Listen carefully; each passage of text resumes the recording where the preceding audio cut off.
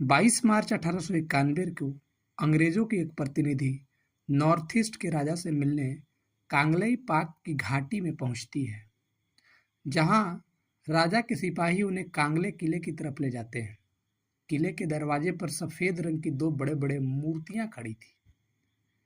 मूर्तियों की पूरे शरीर शेर की थी और सिर ड्रैगन का। इसे देखकर अंग्रेज हैरान रह गए। ये मूर्तियां कांगला शाह की था, जिन्हें किले के रक्षक के रूप में भी कहा जाता है। अब सिपाही अंग्रेजों को किले के भीतर, जहां उनकी मुलाकात राजा से होती है। मुलाकात के बाद जैसे ही अंग्रेज किले से बाहर निकलते हैं, कुछ अंग्रेजों को पकड़ लिया जाता है और कांगला शाह के मूर्तियों के नीचे बांध दिया जाता है। ब्रिटिश सरकार के मानो तो एक प्रकार की नरबली थी, जो कांगला शाह को खुश करने के लिए दिया गया था। बचा कुचा सैनिक भाग निकलते हैं। इसके बाद ब्रिटिशर्स की गुस्से 7वें आसमान पर चढ़ गया और अंग्रेज किले को 3 तरफ से घेर कर आक्रमण किए। चंद घंटों के भीतर ही अंग्रेजों की फौज कांगले किले तक जा पहुंचा। राजा को बंदी बना लिया गया और सेनापति को सूली पर चढ़ा दिया गया। अंग्रेजों की गुस्से इतनी चढ़ गई थी कि कांगला शाह के मूर्तियों को डायनामाइट लगाकर उड़ा दिया गया। इसके बाद अंग्रेजों ने राजा के स्थान पर 5 साल के बच्चे को राजा बनाकर पूरी रियासत को अपने कब्जे में ले लिया। कांगले पाक, जिसे आज मणिपुर कहते हैं, मणिपुर मणियों की भूमि, यह नाम अपनी खूबसूरती के कारण मिला। बोरिक नदी, लोकटक झील, इम्फाल घाटी से मिलकर बना मणिपुर आज अपनी रासलीला नट संकीर्तन के लिए पूरी दुनिया में प्रसिद्ध है। इतिहास के माने तो सदियों पहले यहाँ इंसानों के लिए कोई जगह नहीं थी। घने जंगल से ढका हुआ था। यहाँ जंगली जानवर रहते थे। 33 ईस्वी में तिब्बत के कुछ कबीले इम्फाल घाटी में आकर रहने लगे, जिन्हें मैतेई कहा गया। कुछ सालों बाद कियांग चाइनीज एथनिक ट्राइब के कबीले घाटी के पहाड़ में आकर रहने लगे, जिन्हें नागा कहा गया। ये भी तिब्बत से ही आए थे। अभी कुछ समय बाद भी कुकी लोग यहाँ आना नहीं हुआ था। आज सदियों बाद नागा, कुकी, मैतेई आपस में लड़ रही है। भारत की ये फ्रंटलाइन स्टेट दंगों की आग में झुलस रहा है। फ्रंटलाइन स्टेट वे राज्य जो देश के दुश्मनों से बचाते हैं। मणिपुर म्यांमार से बॉर्डर साझा करता है। जिस तरह दक्षिण, उत्तर, पश्चिम राज्य पहले अरब के लुटेरों से बचाते थे, इसी तरह मणिपुर भी हमें बर्मीज, चाइनीज, जापानी आदि के आक्रमणों से बचाया करती थी। कांगलेई पाक से बना मणिपुर दिल्ली से लगभग 2500 किलोमीटर दूर स्थित सुंदरता के मनमोहक दृश्य, जहां लोकटक झील की मनो उपवन दृश्य देखकर मनोवृत्ति को लुभाने के लिए काफ़ी है। साउथ एशिया का सबसे बड़ा फ्लोटिंग पार्क, फ्लोटिंग लेक, पूरी दुनिया में विख्यात है। लोकटक झील में बने छल्ले, जिसे लोकल भाषा में फुम्बी कहते हैं, इन फुम्बियों पर बने घर, स्कूल, हॉस्पिटल आदि का खूबसूरती आनंदमयी और उपवन है। लोकटक झील में एक आइलैंड है, जहां दुनिया के मनमोहक और प्राकृतिक वातावरण में मनमोहक दृश्य दिखाने वाले डांसिंग डियर रहते हैं। डांसिंग डियर पूरे विश्व में प्रसिद्ध हैं। लोकटक झील के आइलैंड पे रहने वाले। लोकटक झील से 40 किलोमीटर दूर साउथ में इम्फाल घाटी है। यहीं पे मणिपुर की इतिहास लिखी गई है। बहुत सदियों पहले यहाँ के इतिहास की बात है कि 12वीं सदी के आसपास घाटी में रहने वाले कबीलों की आपस में झगड़ा हुआ। इस झगड़ा में निंगथौजा कबीला जीत गया, जिसके सरदार थे नौगदा लोरेन पाखंबा। पूरी घाटी पर कब्जा कर लिए और नए साम्राज्य की स्थापना किए, खुद राजा बन गए। नौगदा लोरेन पाखंबा मैतेई थे। इनसे एक नए धर्म की शुरुआत हुआ, सनमहिसम कहते हैं। इस धर्म की अपनी ग्रंथ है, अपनी रीति रिवाज है जो हिंदू धर्म से मिलता जुलता है। इन लोगों की अपनी एक देवता भी है जिनका नाम कांगला सा है। इन्हीं के नाम पर इस राज्य का नाम पड़ा कांगला पाक। इसकी राजधानी कांगला मणिपुर इतिहास के प्रमुख स्रोत चेंथारोल कुंबावा ये सुनी सुनाई बातों पे लिखी गई है। इसके मुताबिक मणिपुर की इतिहास 35,000 साल पुरानी है, लेकिन हमें रेफरेंस 12वीं सदी के आसपास ही बताया जाता है। बताया जाता है कि जब ईरान, सीरिया, टर्की, इराक आदि कई देश जब पर्शियन साम्राज्य के हिस्सा थे तो 7वीं शताब्दी के आते आते तक यहाँ इस्लाम धर्म का साम्राज्य बनने तेजी से फैलने लगा था। उसी क्रम में 722 ईसा पूर्व ज्यूस ट्राइब यहूदी जनजाति के लोगों ने पर्सिया छोड़कर आगे की ओर भाग गए और आगे जाकर अफगानिस्तान में बसे। यहाँ भी इन्हें झगड़े हुए और यहाँ भी नहीं रह पाए। यहूदी जनजाति के लोग यहाँ से चाइना चले गए। चाइनीज कबीलों द्वारा भी आपस में झगड़े करके वहाँ भी इन्हें नहीं रहने दिया गया। वहाँ से भी उठ कर ये म्यांमार के चीन प्रांत में जाकर बस गए। चीन प्रांत मणिपुर से साझा करता है, सीमा साझा करता है। अब मणिपुर में मैतेई और नागा पहले से ही थे और पास के ही प्रोविंस में, पास के ही रीजन्स में कुकी लोग भी धीरे धीरे आकर बस गए। हमेशा से बर्मीज, चाइनीज और नागा मणिपुर पर हमला किया करते थे। उस समय मणिपुर नाम नहीं था, कांगले पाक था। कांगले पाक पे हमला किया करते थे। यहाँ के राजा हर बार उन्हें खदेड़ देता था क्योंकि मजबूत सेना था। 17वीं सदी के आसपास कांगले पाक के राजा बनते हैं खगेम्बा। कहते हैं कि खगेम्बा जितने बहादुर थे उतना स्मार्ट भी थे। अपनी राज्य की सुरक्षा या सुरक्षित और शांति बहाल किए। कहा जाता है कि 1631 में चीन के राजा चोंगझेन वर्मा पर हमला करता है और बर्मा को जीत लेता है। बर्मा को जीतने के बाद मणिपुर की तरफ बढ़ता है, लेकिन खगेम्बा के सेना पहले से ही तैयार रहती है। उस समय जब जंग होती थी तब मणिपुर के सैनिकों के द्वारा एक खास तरह के हथियार आरम्बाई का प्रयोग किया करते थे। आरम्बाई आगे से तीखा होता था और पीछे मोर पंख लगे होते थे तथा इसके आगे तीखे वाले भाग पे भयानक जहरों की एक लेप की परत चढ़ाई जाती थी, जिससे लगने के बाद दुश्मन लगभग कुछ ही मिनटों में बेहोश हो जाता था और मृत्यु हो जाती थी। इसे लकड़ी में बांधकर फेंका जाता था, डंडे में बांधकर फेंका जाता था। इसकी फेंकने की एक तकनीक होती थी। जब घोड़े के दौड़ाते थे, घोड़ा जब तेजी में होता था तो उस समय दुश्मन जब उसके रडार में आ जाते थे तो एक साथ कई आरम्बाई को छोड़ते थे। ये बात देखकर चीन के सेना डर गए और यहाँ से भाग गए।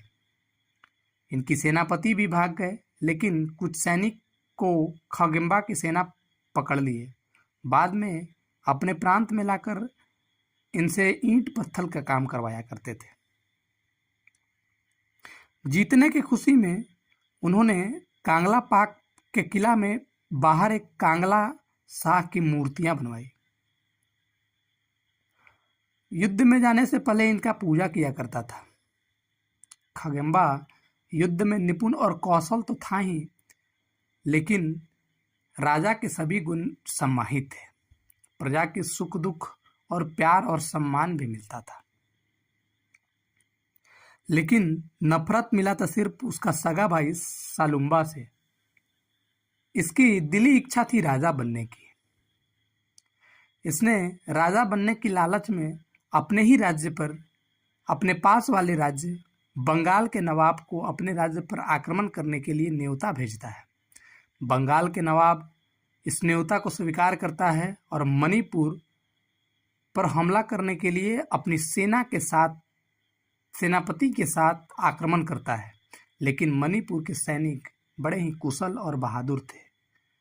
कुछ ही दिनों में नवाब के सेना को छक्के छुड़ा दिए और नवाब को वहां से भागना पड़ा। युद्ध में गई नवाब के कुछ सैनिकों को बंदी बना लिया गया और बंदी बनाने के बाद वहां पे मजदूरी का काम करवाया जाने लगा। माना जाता है कि मणिपुर में मुस्लिमों का प्रवेश इसी समय माना जाता है, क्योंकि बंगाल के सभी सैनिक मुस्लिम थे। बाद में इन मुस्लिमों जो वहां पे बस गए, इन्हें मैतई पांगल कहा गया। खगेम्बा की कुशलता से राज्य अपितु आंतरिक और बाहरी दोनों तरह से शांति बहाल कराया गया। उस समय मैतई और नागा के बीच झगड़े रोकने के लिए चीन रीजन से कुकी को लाकर पहाड़ी पर बसा दिया गया, जिसका असर हुआ कि नागा और मैतई का झगड़ा कम हुआ। खगेम्बा अपने पुत्र चिराइलुम्बा की शादी नागा प्रिंसेस से करा दी गई। खगेम्बा को गोल्डन पीरियड कांगले पाक का कहा जाता है, स्वर्ण काल कहा जाता है। अपने राज्य की सीमावर्ती राज्य के साथ शांति और समृद्धि के साथ सत्ता को स्थापित किया।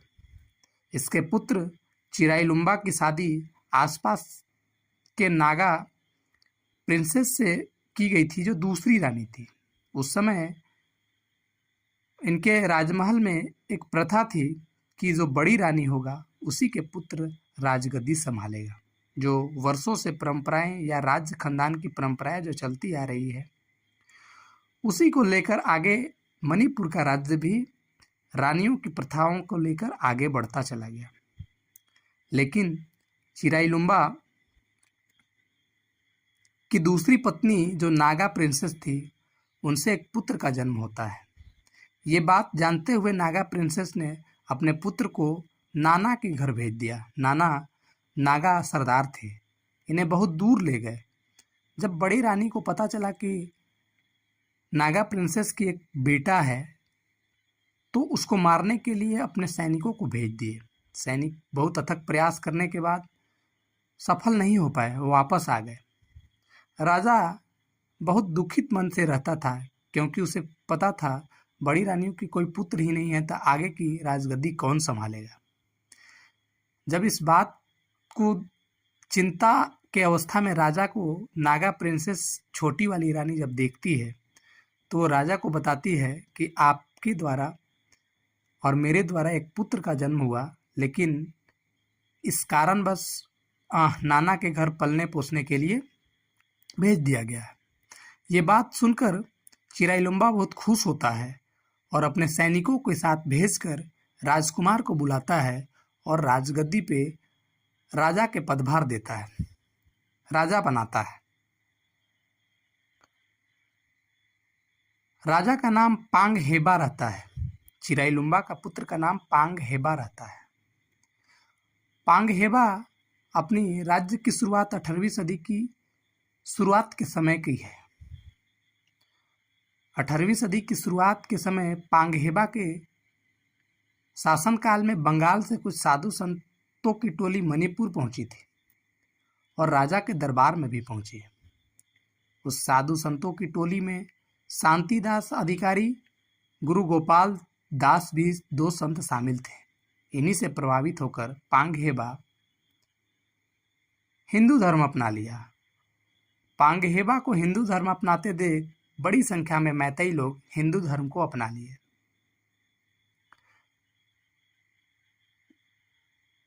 हिंदू धर्म के अपनाने के बाद पांग हेबा अपना नाम अपने गुरु गोपाल दास के नाम पे राजा गोपाल सिंह रखता है और किले के पास ही अपने गुरु के नाम पे, गुरु गोपाल दास के नाम पे एक मंदिर का निर्माण करता है। राजा गोपाल दास भगवान विष्णु का बड़ा भक्त बनता है, बड़ा भक्त होता है, लेकिन जनता के प्रति भी इसकी कर्तव्य और दयालु भाव बड़ा ही अत्यंत प्रिय था। बंगाल से आए कबीलों या कारोबारियों ने जब देखा कि यहाँ की राजा जनता के प्रति कितने दयालु हैं, इनका एक नया नाम रखा जिन्हें गरीब नवाज कहते हैं, गरीबों का रखवाल। राजा गोपाल दास बर्मा के एबा साम्राज्य के राजा से अपनी पुत्री को शादी किया और ऐसा माना जाता है कि अपनी पुत्री को कोई दिक्कत न हो, वो पूरी बर्मा को जीत लिया। दूसरी कहानी है कि बर्मा के राजा दूसरी रानियों को ज़्यादा वैल्यू देता था तथा अपनी बहन को दुखी देखकर राजा गोपाल सिंह पूरे बर्मा को जीत लेता है। क्योंकि उस समय बर्मा के प्रांत में ही चीन प्रांत भी था, जहां कुकी लोग बहुतायत रूप में रहा करते थे। इसी समय कुकी लोग को लाकर मणिपुर की इम्फाल घाटी में राजा गोपाल सिंह ने भी बसने में मदद की। गरीब नवाज की तीसरी पीढ़ी भाग्यचंद्र 1779 में रासलीला मणिपुर लेकर आया। आगे चलकर रासलीला नट संकीर्तन पूरे विश्व में प्रसिद्धि मिली। मणिपुरी डांस के रूप में इसकी प्रसिद्धि मिली। जब गरीब नवाज की तीसरी पीढ़ी भाग्यचंद्र राजा था तो उस समय बर्मा के राजा सेना लेकर आक्रमण कर दिया। तब इसने अंग्रेजों से मदद मांगी। अंग्रेजों सेना मदद के लिए तैयार हो गए और बर्मा के सेना को हरा दिया। यही एक कारण था जो मणिपुर में ब्रिटिश का पहला प्रवेश शुरुआत होता है। यहीं से ब्रिटिश और मणिपुर में दोस्ती होती है और इसी समय एंग्लो बर्मीज युद्ध की शुरुआत होती है और इंग्लैंड की जीत होती है। आगे कई ऐसे राजा आए जिसे अंग्रेज के साथ संधि की। अंग्रेज अपने एजेंट के रूप में मणिपुर में अपॉइंट करके भेज देते और विदेश और अन्य कई सारे पावर को अपने पास रखते। माना जाता है कि मणिपुर एक ऐसा जगह है जहां पोलो का आविष्कार हुआ, पोलो खेल का आविष्कार हुआ। क्योंकि अंग्रेज यहाँ पे पोलो खेलने आते थे। इतिहास बताता है कि मणिपुर में पोलो जन्म स्थली है। पुराने समय में पोलो को सांगोल खंजोल कहा जाता था। आगे कई राजाएं आए और अंग्रेजों के साथ जो करार समझौते के तहत शासन किया। मणिपुर में डेवलपमेंट भी खूब सारा किया, विकास कार्य भी किए, लेकिन मणिपुर अंग्रेजों की सोने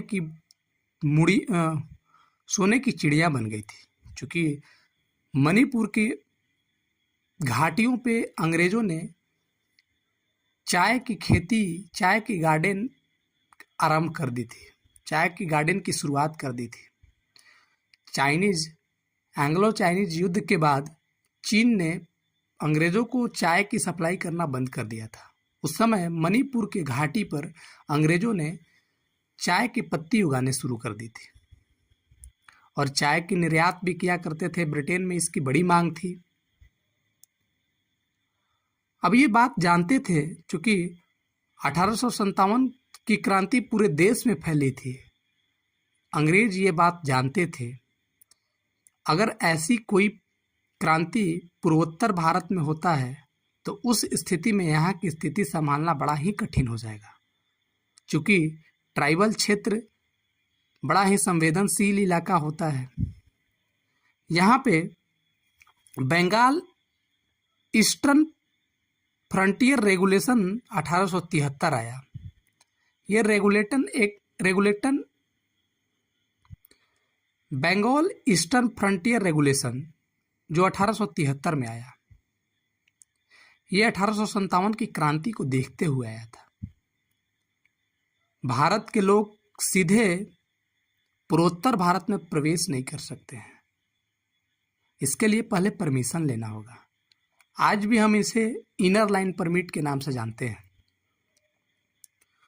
ये बात अंग्रेजों की तरफ से कही गई कि आदिवासी ट्राइबल समाज के लोग रहते हैं, जिससे बाहर इनकी संस्कृति की खतरा हो, इसके लिए आपको सरकार, ब्रिटिश प्रोविंस जो वहाँ पे शासन चलाती थी, उन्हें आज्ञा लेना होगा, तभी आप इस क्षेत्र को घूम सकते थे। लेकिन इसके पीछे का कारण था अंग्रेज़ों के लिए चाय की खेती और दूसरी ईसाई धर्म का प्रचार प्रसार।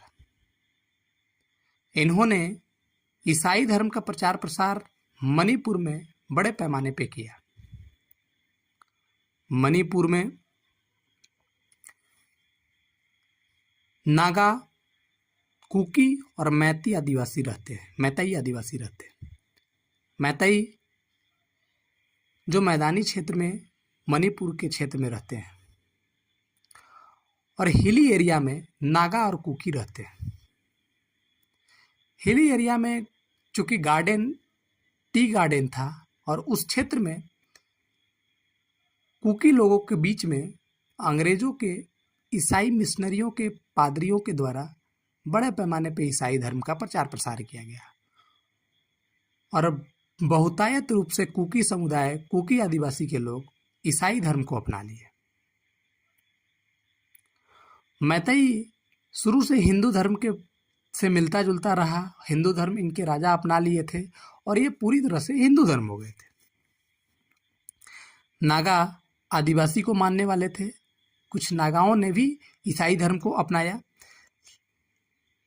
कहा जाता है कि द्वितीय विश्व युद्ध के समय जब जापान की सेना ने अंग्रेज़ों के खिलाफ भारत की तरफ हमला किया, तो उस समय म्यांमार, अंडमान निकोबार द्वीप और मणिपुर ऐसे आदि पूर्वोत्तर भारत के राज्यों में जापान की सेना और आज़ाद हिंद फौज के सेनाओं के साथ मिलकर नेताजी सुभाष चंद्र बोस के नेतृत्व में इस क्षेत्र पर भी कब्जा कर लिया गया था।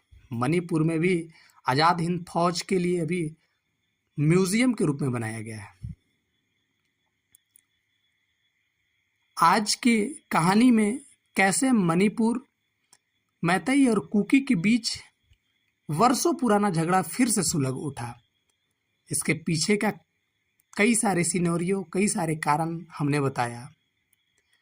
इसके इतिहास के बारे में बताया। ये सिर्फ और सिर्फ एक सरकार या कोर्ट के द्वारा लिया हुआ निर्णय से उपजा हुआ लड़ाई नहीं है। ये वर्षों पहले से उपजती हुई लड़ाई है, लेकिन ये हर बार शांत हो जाती थी। क्योंकि भारत का ये संवेदनशील एरिया है, भारत सरकार से आग्रह होगा कि जल्द से जल्द मणिपुर शांति की राह पर, शांति के रास्ता को अपनाए और इस राष्ट्र की एकता, अखंडता की भागीदारी को सुनिश्चित करे।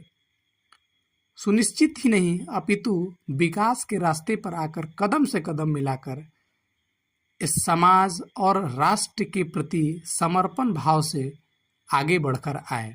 धन्यवाद। अगर आप इस वीडियो को देख रहे होंगे तो चैनल को ज़रूर सब्सक्राइब कीजिएगा, और नए नए ऐसे ऐतिहासिक कहानियों के लिए आप मेरे चैनल पे ज़रूर आइएगा। बेल आइकन भी दबाइएगा ताकि नोटिफिकेशन आपको आसानी से मिल जाए।